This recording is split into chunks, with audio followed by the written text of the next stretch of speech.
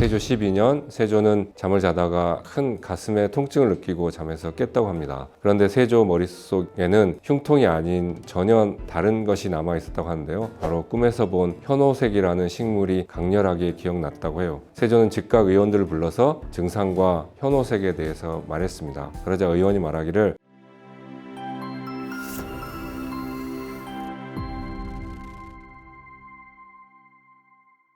안녕하세요. 저는 경희대학교 한의과대학 교수 차홍석입니다. 제가 지난 30년 동안 한의학을 하면서 알게 된 여러 가지 내용들에 대해서 여러분들에게 말씀드리려고 이 자리에 왔습니다. 약식 동원이라고 합니다. 약과 음식은 그 근본이 동일하다는 뜻의 이 사자성어는 동의모감에도 소개되어 있고 아플 때는 약보다도 음식이 앞선다는 의미가 담겨져 있습니다. 특히 요즘처럼 갑자기 찾아온 추위나 몸살로 감기에 걸린다면 약이 효과가 없을 만큼 고생을 하게 되는데 이럴 때 과거 조선 사람들은 다양한 음식을 통해 질병을 떨쳐내려고 했었습니다. 그런데 이런 철학이 민간보다 조선 왕실에서 더욱 강조되었다는 점을 알고 계셨을까요? 사실 언제든 의원을 부를 수 있고 값비싼 한약재를 얼마든지 구할 수 있는데 조선 왕실에서는 음식으로 병을 치료하려고 했다. 잘 이해가 안 갈 수도 있는데 식치라고 합니다. 음식으로 몸을 다스린다는 이런 가치는 우리나라뿐만 아니라 전 세계 전통의학에서 모두 중요하게 생각했던 가치였습니다. 그렇다면 어떤 왕이 어떤 병을 어떤 음식으로 다스렸을까요? 오늘 조슬 신잡에서 한번 알아보겠습니다. 먼저 500년 조선 왕실에 처음 식치의 가치를 깨우친 왕이 있었습니다. 그는 동시에 의학에도 관심이 많았는데요. 바로 세조였습니다. 세조는 자신의 아버지인 세종이 직접 의학 서적을 공부하고 의사들과 토론하는 모습을 보면서 의학에 관심을 갖게 됐습니다. 심지어 세조실록에 의하면 수시로 의원들을 불러 자신에게 의학을 가르쳐 달라고 간청을 하기도 했었고 그만큼 의학이란 학문에 관심이 많았던 세조는 나중에 의학론이라는 책까지 저술했습니다. 여기서 처음 등장하는 단어가 식의입니다. 식의, 즉 식치, 음식으로 병을 치료하는 의사라는 뜻인데요. 세조는 스스로 약에 대해서 공부를 많이 했음에도 이 식의를 약의보다 더 높은 등급을 줘서 음식의 중요성을 널리 알렸습니다. 그렇다면 세조의 밥상에는 어떤 음식이 올랐을까요? 세조 12년 세조는 잠을 자다가 큰 가슴에 통증을 느끼고 잠에서 깼다고 합니다. 그런데 세조 머릿속에는 흉통이 아닌 전혀 다른 것이 남아 있었다고 하는데요. 바로 꿈에서 본 현호색이라는 식물이 강렬하게 기억났다고 해요. 세조는 즉각 의원들을 불러서 증상과 현호색에 대해서 말했습니다. 그러자 의원이 말하기를 현호색이라는 것은 흉복통을 치료하는 약입니다 라고 해서 현호색이 들어간 칠기탕이라는 음식을 준비했다고 합니다. 실제 현대 한의학에서도 현호색은 가슴 통증을 다스리는데 굉장히 많이 쓰는 약재이고 우연인지 아닌지 칠기탕을 비운 세조는 하루 만에 가슴 통증을 떨쳐냈다고 합니다. 또 현대 보양식의 대표격인 삼계탕도 세조의 밥상에서 시작되었는데 세조 때 출간된 식료찬요에 의하면 몸이 허하고 야위는 허증에 걸렸을 때 누런 수탉의 배 안에 쌀과 식물 뿌리를 넣어서 일종의 삼계탕을 처방했다고 합니다. 삼계탕은 한의학적으로 수기를 보충하고 기운을 돋게 하는 보기 효과가 있는데 이런 건강한 식의 문화가 시작이 바로 세조 때였던 것이죠. 현호색은 약작용도 좋은 만큼 사실 부작용도 적지 않은 약입니다. 그래서 자주 쓰이진 않고 꼭 필요한 경우에만 필요한 정도로 쓰기 때문에 아무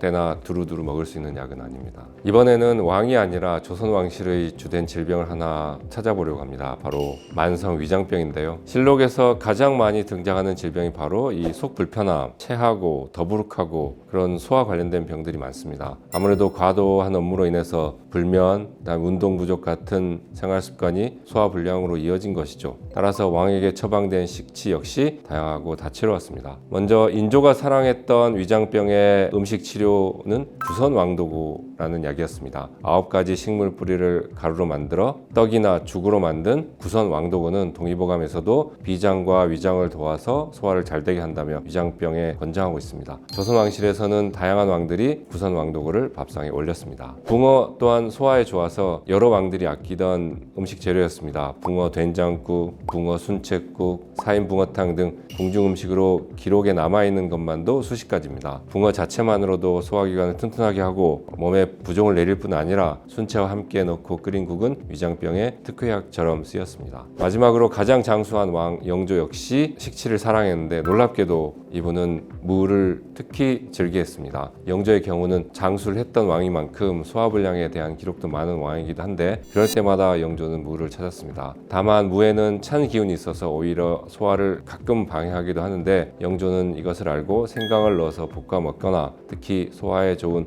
무의 하얀 부분을 국으로 끓여서 자주 드셨다고 전해집니다. 그리고 위장병만큼이나 조선왕실에서 이어지던 지병이 있었는데 바로 불면입니다. 매일같이 과중한 업무, 엄청난 스트레스였던 조선왕들은 거의 단 하루도 편히 자는 날이 없었다고 해도 과언이 아니죠. 이때 또 그분들이 즐겨 드셨던 음식들이 있습니다. 첫 번째가 상추입니다. 우리가 삼겹살에 싸먹는 그 야채 상추인데요. 상추 쌈 문화는 조선시대 기록에도 있을 만큼 한국의 대표적인 불면의 식치 처방입니다. 특히 승정원 일기에 따르면 숙종 시절에 가장 많이 사랑을 받았다고 기록이 되어 있습니다. 그리고 현대 의학에서도 상추는 신경을 안정시키고 잠을 잘 오게 하는 야채로 알려져 있습니다. 두 번째는 신기하게도 냉면입니다. 만국의 한으로 잠을 이루지 못했던 고종이 저녁마다 스스로를 달래기 위해서 드셨던 것이 맑은 동치미 국물로 내린 냉면 한 그릇이었습니다. 식치가 한의학과 거리가 멀어 보이지만 실제로는 메밀이 불필요하게 쌓인 열기를 내려주고 단백질 분해 효소가 많아서 소화불량에 좋아서 잠자기 전에 먹기 좋은 음식이었다고 알려져 있습니다. 동치미 국물 역시 체온을 낮추고 부족한 수분을 보충해서 불면증을 달래줄 수 있는 식재료이기도 합니다. 우리나라는 아주 오랜 역사를 가진 문명국가입니다. 이런 문명국가일수록 사회 전반에 문명국가의 구성원들을 건강하게 만드는 여러 가지 문화적인 장치를 가지게 마련이죠. 우리가 잘 아는 콩쥐 팥쥐 이야기가 있습니다. 콩쥐 팥쥐 이야기를 듣다 보면 콩은 많이 먹어야 될 것 같고 팥은 좀 덜 먹어야 될 것 같은 그런 느낌이 들잖아요. 실제로 그렇습니다. 콩은 많이 먹어야 되는 음식이고 팥은 우리가 조심스럽게 먹지 않으면 안 될 음식이면서도 약이라고 해야 될 것 같습니다. 팥을 많이 먹으면 어떻게 되냐? 팥은